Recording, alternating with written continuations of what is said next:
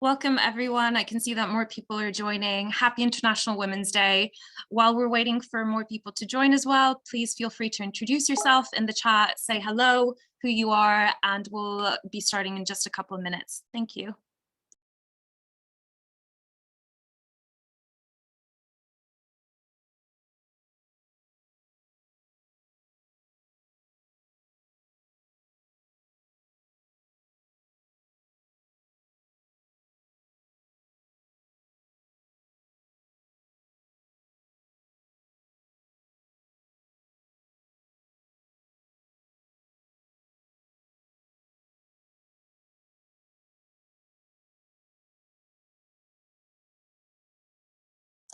Welcome, everyone. I can see lots of people typing in the chat. Welcome to our event.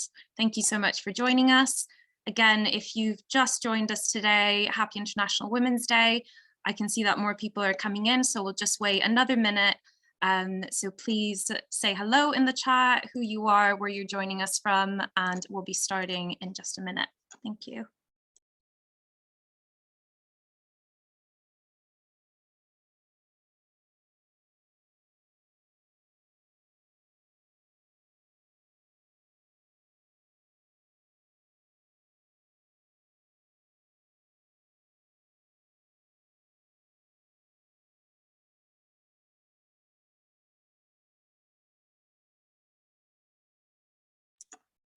Wonderful. Well, hi, everyone. Again, happy International Women's Day, and thank you for choosing to spend this special day with us. I'm Julia, and I'm the Senior Philanthropy and Partnerships Manager at Restless Development. I've been at Restless Development now for 3 years, and I've had the privilege to meet some amazing young women that we work with. And 3 of them are actually here with us today, and they'll be discussing how can education power up a gender equal world. So I'm really excited for you to meet them in just a few moments.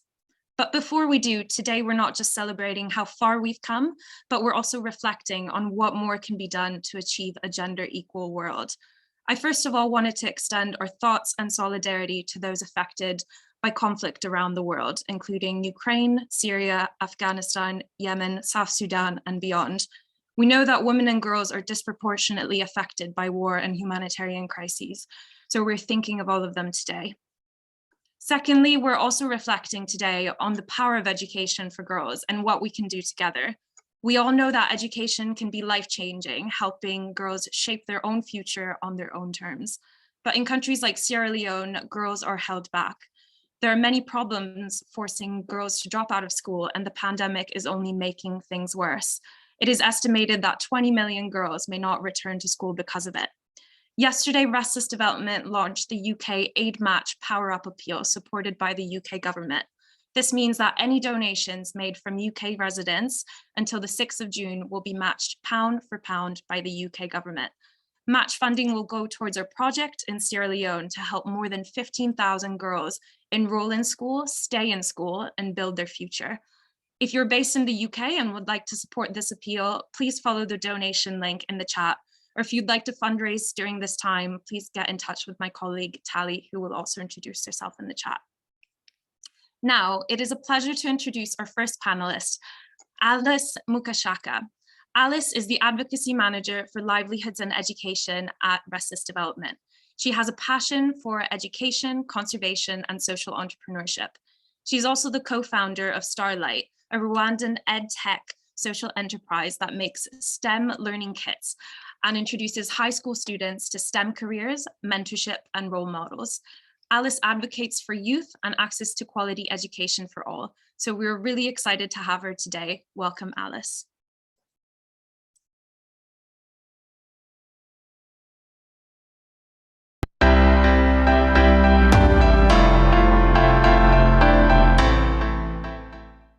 Happy International Women's Day. My name is Alice Mukashaka. I am from Kigali, Rwanda, and I work for Restless Development as the Advocacy Manager for Livelihoods and Education, and I'm so happy to be here. I started my journey with Restless Development back in 2019 as a part-time youth think tank researchers who were tasked to explore what makes young women successful in STEM careers. And last year, I joined as a full-time staff member, and since I joined, I was leading on Rewired project. Rewired is a global platform with a clear vision to rewire education for sustainable and prosperous future. Restless Development was a delivery partner of Rewired, and our work covered one of the biggest and a global youth-led study on education titled The By Us for Us. On this special day, I want to be part of Restless Women to break the bias and share our key findings from the By Us for Us research on ways education can power up a gender-equal world. In this study, we explored young people's short and long-term aspirations, and we've made a deep dive into comparing male and female participants when it comes to their aspirations for the future. I want to kick off this by quoting a 24 years old respondent from Zambia, a lady who participated in one of the focus group discussion. Her quote was mind-blowing. She said, "When girls are educated, they become like a light bulb that shines and illuminates other people. Education enlightens our minds and it makes us see opportunities and even in the worst case scenarios." Young people have diverse aspirations grounded in the desire to have opportunities, to learn and grow, but also secure the financial stability and personal satisfactions.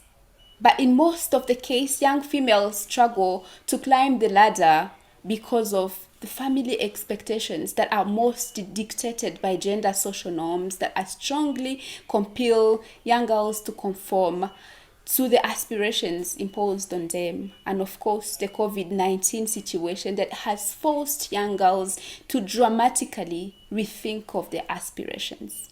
In general terms, both our respondents, being male and female, had quite similar aspirations in terms of pursuing education, finding stable jobs and careers, and being able to lead a happier life. But gender differences emerged in three ways. First, the differences in expectations for male and female in terms of earning and providing for their families. Second, the type of degree and careers that each gender should pursue. And thirdly, the confidence male and female had about achieving their aspirations, commonly across different countries globally. In these findings, it was quite clear that male are expected to have the stable income, stable careers, because they are the main providers for their families. The idea that men are supposed to make more money was more prominent in countries in Africa and Asia.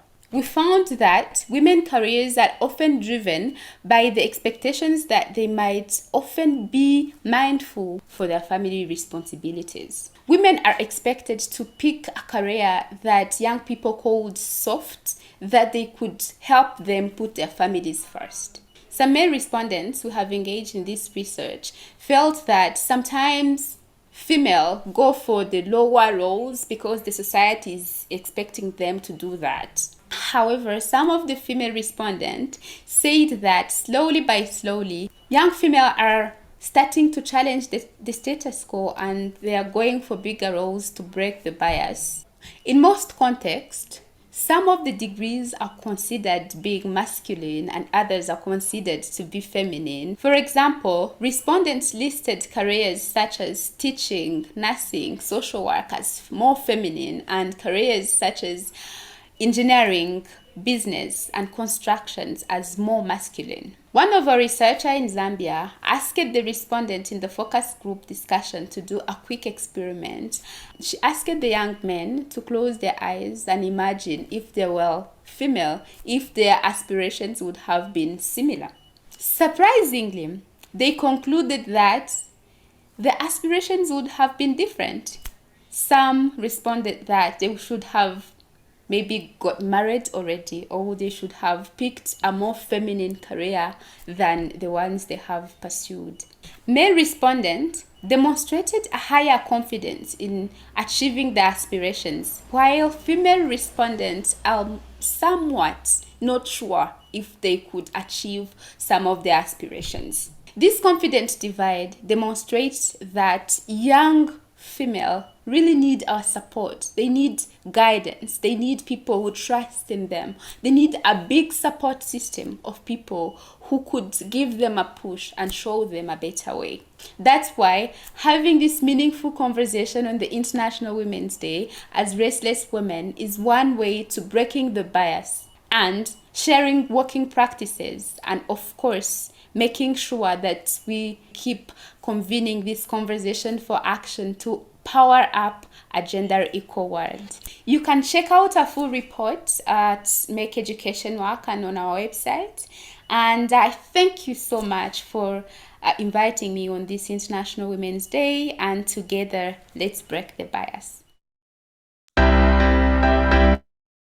Thank you, Alice, for sharing your thoughts and findings from the Bias for Us report. It's really interesting to hear about the bias in education and how different career aspirations still exist for young women and women around the world.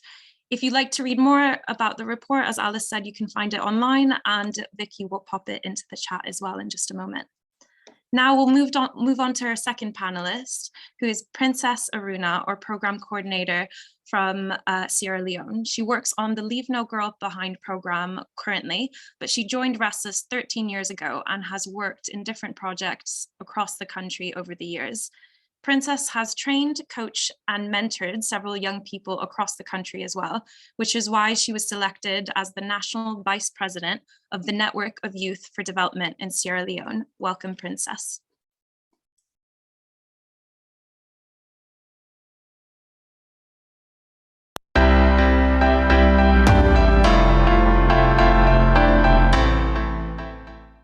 Hi everyone, I am so excited to be here today because we are celebrating women in different sectors around the world, and I am a woman. So my name is Princess Aruna. I am from Sierra Leone. I started with Restless Development in 2009 as a volunteer peer educator. I've served in different capacity as the field officer during the Ebola Emergency Response Program, the Strengthening Accountability Building Inclusion Project, the Age Livelihood, and currently I am the program coordinator for the Leave No Girl Behind project. So I am going to tell you about the Leave No Girl Behind program and why is it important for girls to have access to education, and I'm going to share with you one of our beneficiary story. So first, the Leave No Girl Behind program is a global program that is implemented in different countries, and Sierra Leone is one of the countries. So for Sierra Leone, it was agreed to be nationalized, and it is called EGA, which means Every Adolescent Girl Empowered and Resilient. This program is a consortium-led program. It is being implemented with other organizations. International Rescue Committee is the leading consortium contact person, and Restless Development, Concerned Worldwide, and BBC Media. So for Restless Development, we are operating in 4 districts out of 10 districts. So currently, the program initially aimed to target 32,500 out-of-school adolescent girls in Sierra Leone. But due to the COVID-19, we have 27,500 out-of-school adolescent girls that we are reaching for the first cohort. That is the first phase of the program, and also the second phase. So the Leave No Girl Behind program, EGA for Sierra Leone, is looking at 3 outcomes. 1 is the learning, 2 is the transition, and 3 is the sustainability. So the learning is where girls come to the safe space. They acquire basic literacy and numeracy skills. They acquire life skills, business skills, and so that this can help them to function very well in their communities. So the transition for 9 months. The transition period is where girls will fill their empowerment plan. That is what they want to transition into, if they want to go back to school, or if they want to, go to vocational institution, or if they want to like, go and start a business. So this is a transition period. So the sustainability aspect is looking at where we hold community stakeholders to mitigate some of these barriers that girls are facing, like teenage pregnancy, gender-based violence, girls' opportunity, early marriage, how they be able to set actions to mitigate some of these barriers. So we engage them through community dialogue, and they come up with action points, and we follow up on those action points to see how best they can solve some of these issues. So this is how the LNGB project work. For me, why is it important for girls to have access to education? With my experience for the past years working with restless development in remote communities, I have realized that if we want to have a gender equal world, it is very much important for us to have premium on education. Because when a girl child is educated, she'll be able to take care of herself. She'll be able to feed, clothe herself and the family. If girls have access to education, this will reduce poverty. If girls have access to education, they will be able to have meaningful decision. They'll be able to make smart decisions with regard to their sexual reproductive health. They will not experience teenage pregnancy. They will be able to practice safer sex. They will not go into early marriage because they will have a decision to make. So for me, education is very much paramount. It's better for us to educate more girls because we want to have a gender equal world. So let me share one of our beneficiaries' story. So Sarah Kamara is one of our beneficiaries who live in Kabbalah, northern part of Sierra Leone. Sarah is 19 years old. Before this time, Sarah had an aspiration to continue her school, to become a nurse. But all this fall apart when Sarah lost her parents. There was nobody to support Sarah. There was no financial support, so she dropped out of school at grade 3. At that time, Sarah was forced to get married to one of the teacher, the village teacher. That if you got married to me, I'm going to educate you. I will pay your school fees. I will take care of you. She did not want to get married. So at age 16, Sarah got married to this man. She started going to school.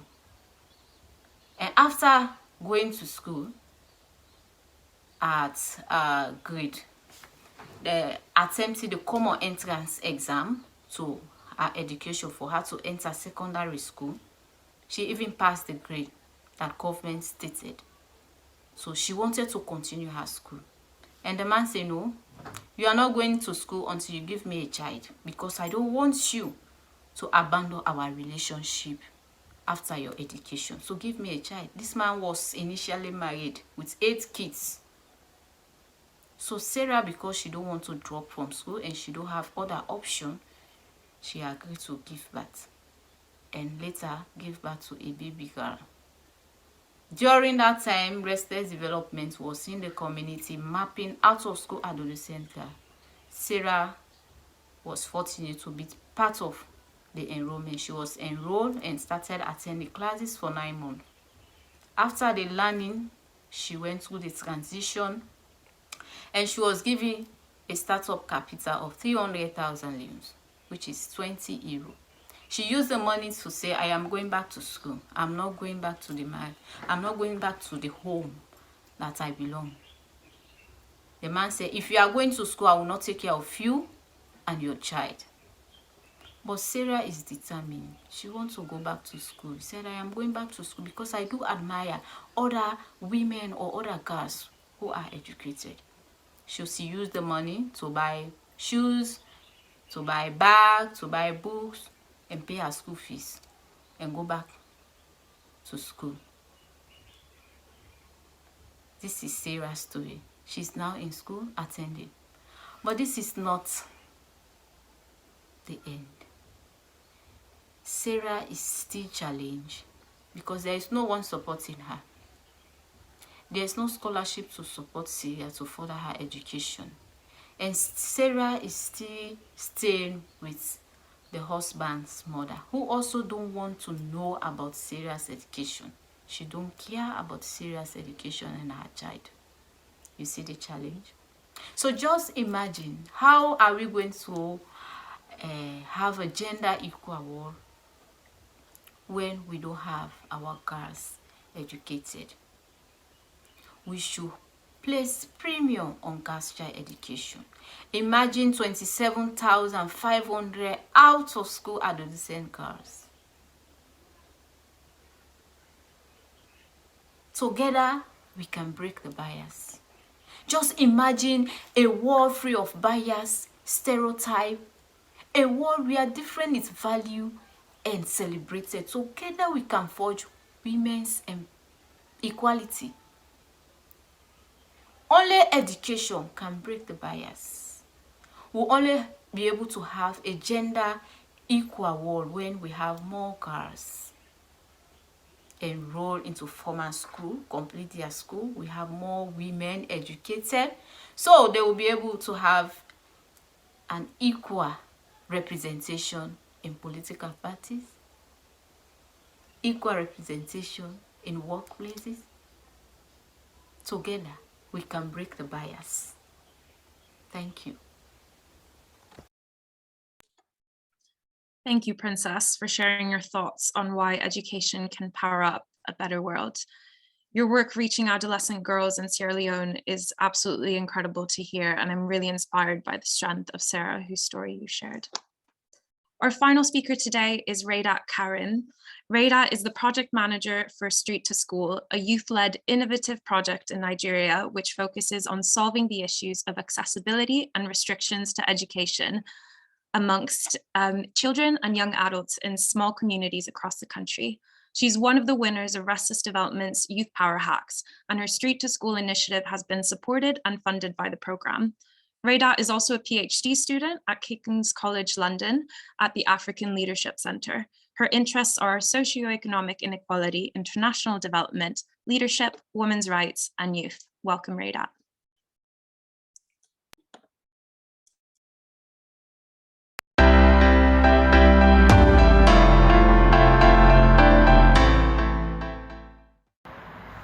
Hello everyone, my name is Raidat Iremide Karim.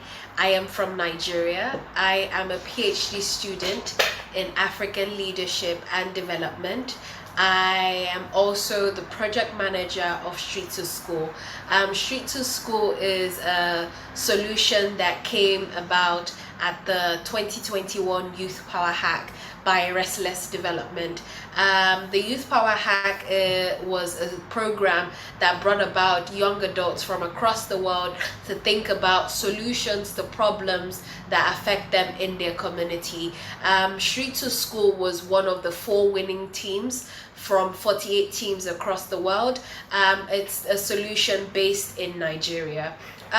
So what is Street to School? So Street to School is basically a mobile school. It's simply a school that meets the children at their own convenience, at their own comfort.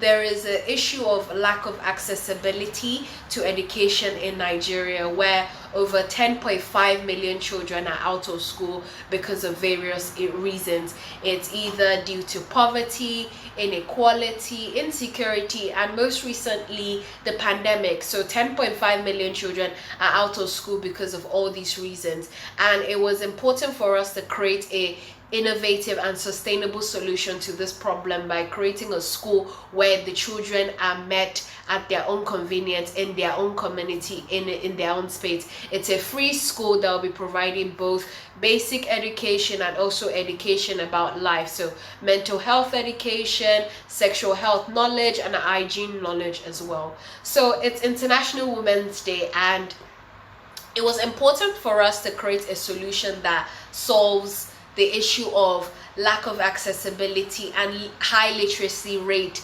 education amongst the female child. So out of 10.5 million children out of school in Nigeria, over 60% is the female child. So the female child is the most vulnerable and the most affected of lack of accessibility and low and literacy rates in Nigeria. So we created a solution where the female child is included, and the female child is empowered, and the female child is taught to be sustainable and be able to sustain herself. So one of the reasons why Street to School is important to the female child and the growth of the female child is it provides convenience and accessibility. Like I said, it provides a space where the female child is included in education. The female child is empowered and taught to be able to sustain herself.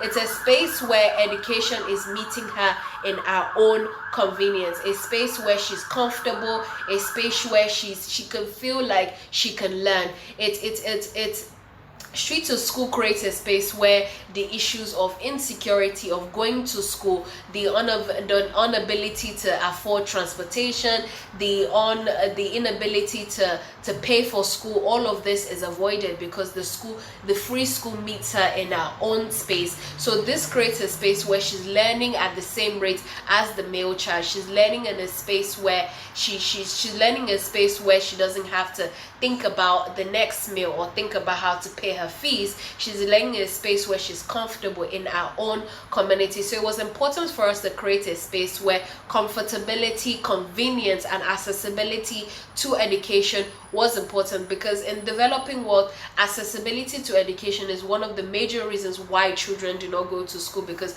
going to school is an issue, paying for school is an issue, and also in a space where in communities where conflict and insecurity is paramount. So this creates a space where she can learn in a safe environment.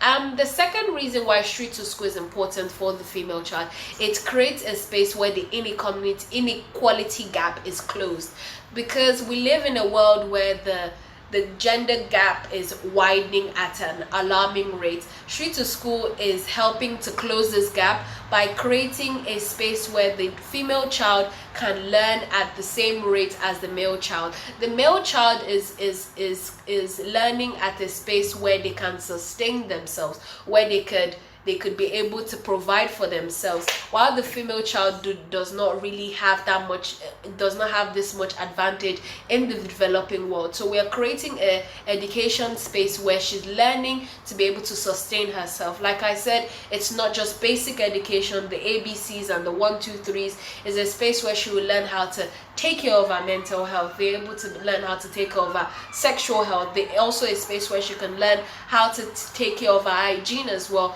Also being a girl and puberty hits, menstruation starts, and it's been a situation where in Africa where the female child stops going to school when she starts her period, because she doesn't have that much knowledge on how to take care of herself during her period. So Street to School is creating a space where she would be able to learn all these things, where her education is not put on pause because she's having the natural growth of being a woman is happening in her life. Our education does not have to be paused. So Street to School is creating a space where all this knowledge is shared in her own space, most importantly.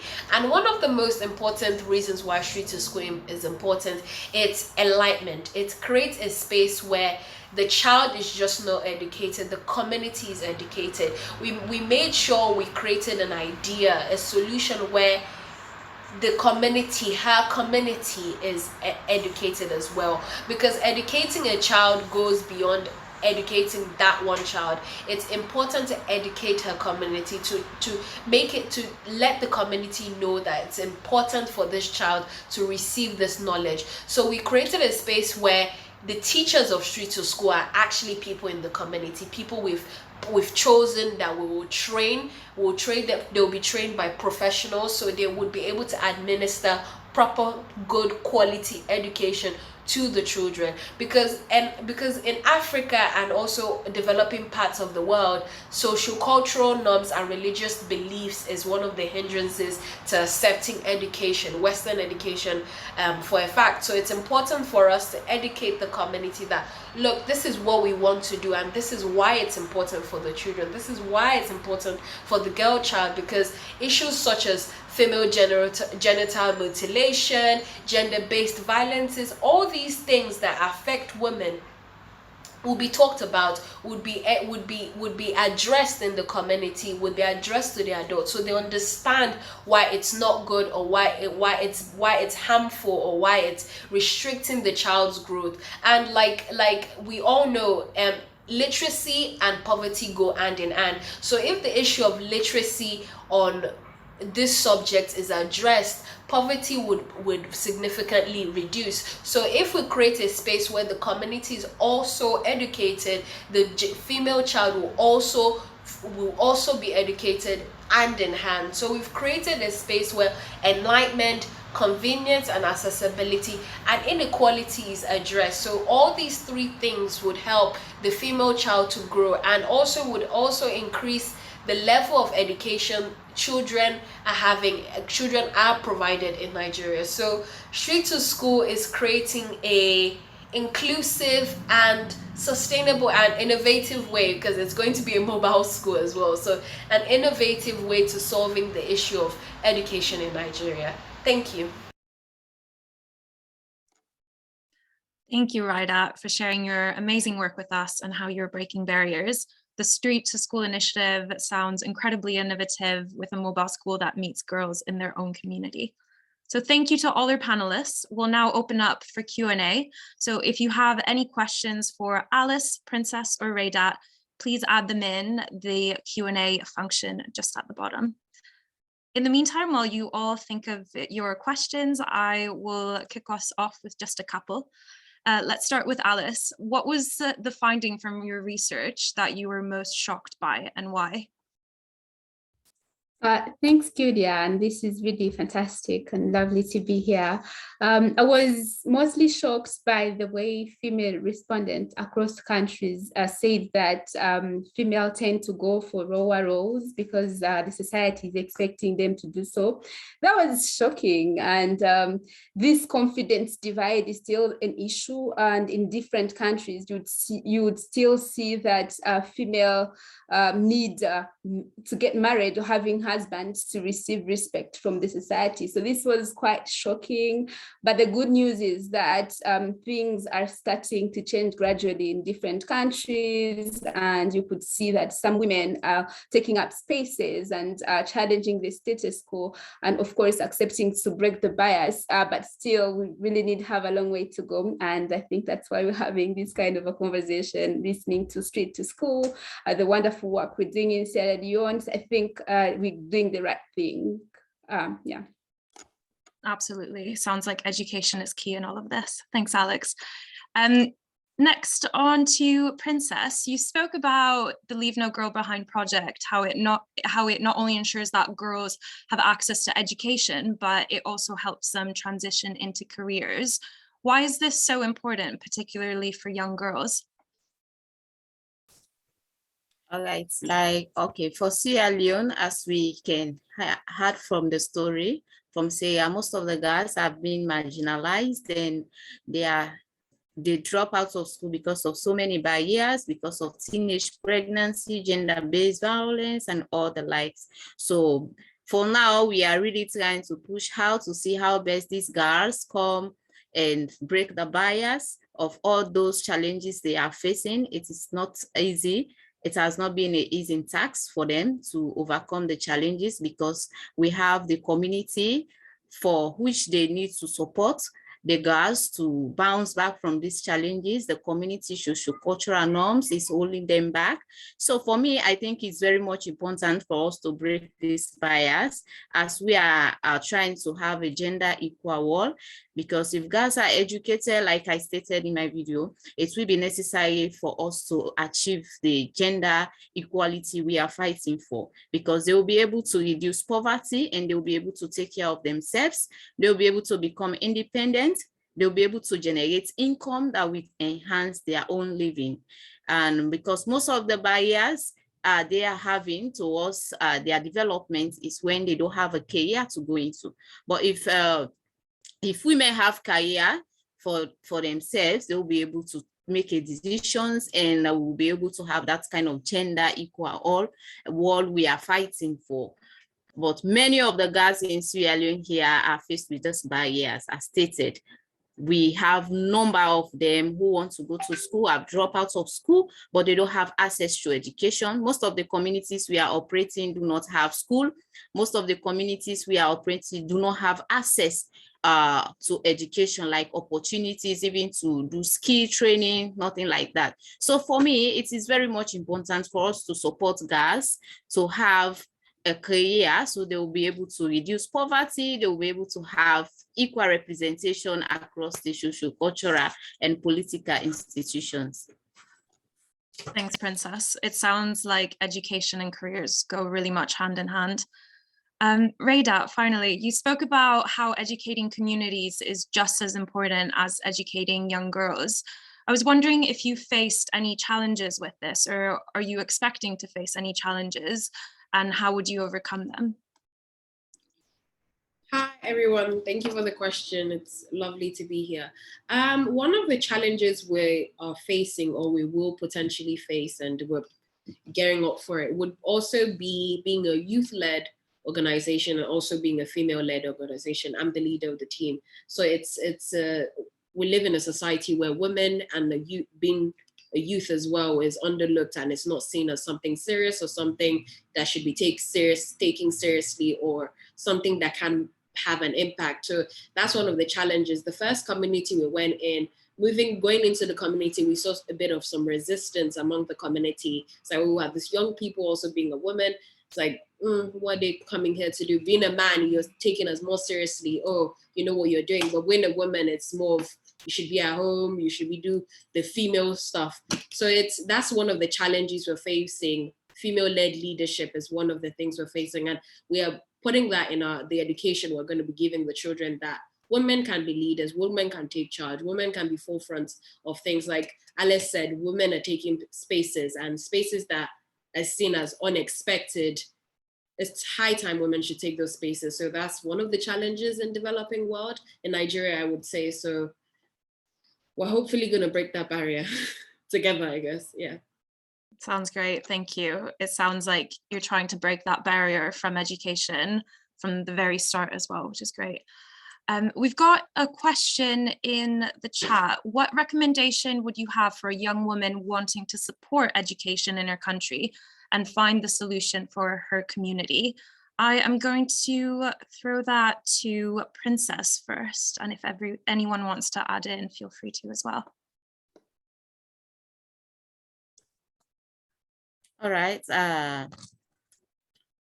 Of course, we want more opportunity for women across Sierra Leone, like access to education. We look at even access to skill training, because like I was one of the communities last week when a young girl who have never been to school said, I want to become a tailor. That means I want to learn tailoring. But within the community, when you search, there is nothing like that. So we need access to opportunities for skill training, and also for girls who have never been to school, so that they'll be able to go to skill training, vocationals, to learn something to make them become resilient and bounce back from the challenges they have faced. And also we have see how we enroll more girls into school, how we help them to retain in the school, to stay in school and able to have a brighter future. And because most of them, due to poverty, they have dropped from school. Due to early marriage, they have dropped from school. And if we can give them the chance to access education again, this will help them to become more resilient and be able to bounce back from their challenges. Yeah. Wonderful, thank you. Sounds like still lots of support is needed as well. Did anyone want to add to that one? It would be the same thing. It's the same issue in Nigeria as well. It's the issue of accessibility. That's why our idea was solving the issue of lack of education. One of the biggest problems is accessibility to education, being able to afford education. So it's an issue for people that want, children that want to, or the female child that wants to go to school but has no money to go to school, has no access to education. So that's one of the issues, and solving it is very, very tasking. And that's why we thought about simply bring education to them, meet them in their own space. Oh, I want education. We can't meet you there. So that's the solution, but it can't work everywhere. So it's a very tasking question, and I personally don't have the solution, but it's something we could all fix together. So, yeah. Yeah, absolutely. We've got another one for you as well, Raidat. Could you please explain the process of the Youth Power Hacks? I know they were a year long and there was a lot that went into it, but if you could explain it in just a minute, that would be in all honesty, I thought that I told the Restless Development team as well. I honestly thought it was just going to be a webinar like this where we just discuss the problem and the solution we think and not do anything. But it was more than that. It was more of a thing of young adults across the world came together, discussed the solution in their community, and we're put in groups. I was put in a group of 7 strangers I didn't know from my country. And okay, education, how do we solve education? And we thought about, okay, a mobile school. And it didn't stop there. We had trainings, we had mentoring, and also funding. We tested our idea in a community and so, okay, it would work out, and we're funded with it. So it's more of, it was a webinar that led into supporting and into actualization. So Street to School is officially running in Nigeria right now. And this was a year ago. So it's a very, very supportive and wonderful initiative for young adults that do want to make change. Yeah. Amazing. Thanks, Raidat. We've got a couple of questions in the chat as well. This one I'll ask you, Alice. With the world recovering from the shock of the coronavirus, what opportunities are there for African countries to achieve equality? This is quite a big one. If there's just any thoughts that you have on it. Yeah, definitely, that's a big one. I would say that to reach equality, it's not a one-person job. It's about being part of that big support system that I highlighted in the very beginning. It's a collective work, at least starting with the very small thing that you can. It could be maybe educating people about these issues of gender equality, raising awareness on social media if you're very active, or even educating your community if you are into a remote area, educating your community the role of equality and bringing young girls on the table. It's more of raising awareness, sensitizing young people, and bringing everyone into that support system and work collectively into this, because it's not one person thing. It's about a collective work and knowing the role of everyone in this whole process, because I think it has been taught for generations, so it would take time, but I'm positive, and I see that we will get there. Thanks. Thanks, Alice. We've got just a couple of minutes left, so I'm just going to take a few more questions. We've got another one from the chat. I will ask you, Princess, how do we best get governments to understand the value of giving girls better access to education? Do you have any thoughts of this based on your work in Sierra Leone? Yes, for our government in Sierra Leone, the government of Sierra Leone is allocating about 18% of its budget to education, whereas they are placing premium on girls' child education. They are encouraging more girls to be enrolled to school, providing with school materials so that they can be able to close the gender gap. This is happening in Sierra Leone, and that is why in Sierra Leone, the remote communities, we have where there are schools, we have more girls enrolled, but the challenge we are having is for them to be able to retain and to be able to have that kind of retention to complete the school and go to university and have a future. This is the challenge we are having, but the government is placing premium. That is why it has the free quality education, more especially for girls, paying free fees for them, providing school materials as well, so that girls will be able to enroll into school. And we have more than ever girls enroll in school. But the challenge we are still having is be able to for them to complete their secondary and then to university, where there will be no teenage pregnancy and early marriage, and there are no socio-cultural barriers that are holding back. This is the issue we are having, but the government is contributing towards that, and this is happening in remote communities and the urban setting. Thank you, Princess. And just the last one, I'll ask each of you to think of a really quick answer. It's if you could ask every member of the audience to take one small action to break the bias, what would it be? Who would like to kick us off? Yes. I'll ask anyone here to be a role model to a young girl and just show them a better way. I would say people to have conversations. I feel conversations go a long way. Conversations is just not conversations. You're passing information to the next person. You're enlightening people. You're breaking down ignorance, and you're breaking down social cultural norms as well. So I would say have conversations with people, anybody, the community, anybody, someone at the boss, have conversations. Yeah. And for me, I will say accessibility, provide accessibility to education.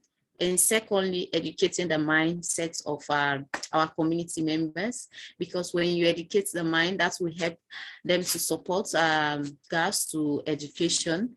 And because this is the challenge we are facing, most of them do not have the kind of skills or understanding for them to send their girl child to school. So if we are having this gender gap, it is better for us to say, let's educate the community, let's educate the parents, let's educate the children, so they'll be able to take actions and let them have access to education. And this will help us to achieve the gender equal world we are fighting for. Amazing. All very practical actions for us to achieve. So we're now at time. So I wanted to say a big thank you to all of our panelists for sharing their time today and experience with us, and for all of you for joining us and spending International Women's Day with Restless Development. If you feel inspired by what has been shared today, please consider supporting our Power Up appeal. As I mentioned earlier, every £1 you give or fundraise until the 6th of June will be doubled by the UK government, supporting more girls in Sierra Leone and around the world to go to school, to get their education and to shape their own futures. We'll share an email with you later today with more information about this, but please get in touch if you have any questions or thoughts from our event. Happy International Women's Day, and we look forward to connecting again soon.